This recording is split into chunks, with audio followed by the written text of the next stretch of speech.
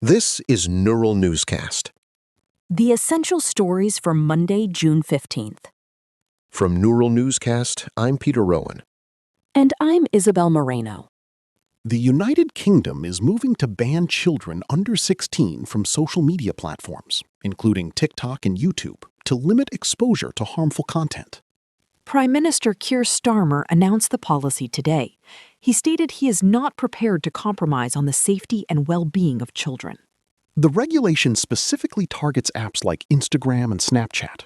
Messaging services such as WhatsApp and Signal will be exempt to maintain communication tools.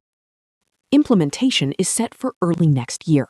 This puts the UK alongside Australia and Brazil in a growing movement to tighten online safety laws. Starmer is already facing pushback from Washington. The U.S. Embassy has warned that these regulations could violate free speech protections. The Prime Minister acknowledged that teenagers will likely try to bypass the ban. However, he remains firm that enforcement will target the tech companies themselves. Companies that fail to exclude children under 16 could face multi-million-dollar fines. The government describes the move as a push for permanent cultural change. This announcement comes as Starmer arrives at the G7 summit in France, where he is expected to discuss child safety with other world leaders. In other news, Swiss voters have rejected a right-wing proposal to cap the national population at 10 million people. Nearly 55% of participants voted against the measure.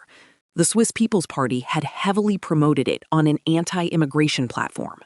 The Swiss government and business leaders had warned that the cap would force the end of free movement agreements with the European Union.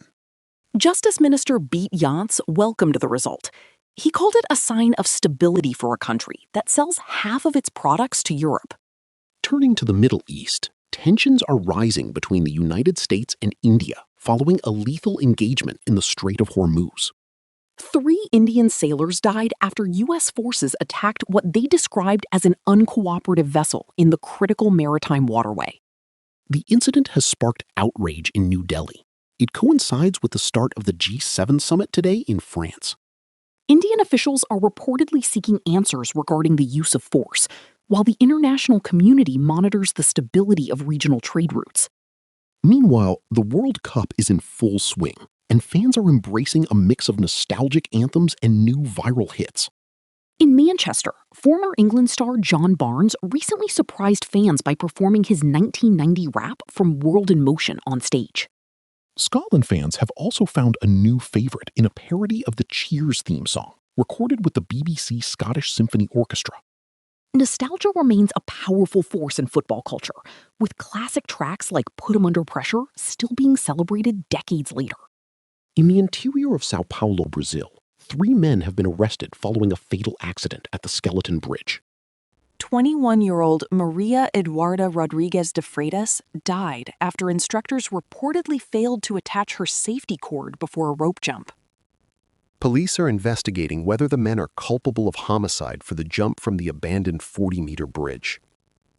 Local officials in Limera announced they will sue the federal government for failing to manage the bridge, which has been derelict for years. Finally, here is what we are watching as the day progresses. The G7 summit begins in France, where leaders will address the Strait of Hormuz incident and international tech regulations. In London, Keir Starmer faces a potential leadership challenge from within his own party, despite today's major policy announcement.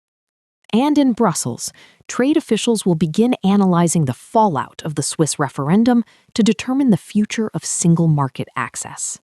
We will be tracking those developments throughout the week. That is the briefing for today.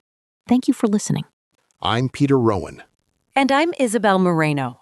Neural Newscast is AI-assisted, human-reviewed. View our AI transparency policy at neuralnewscast.com.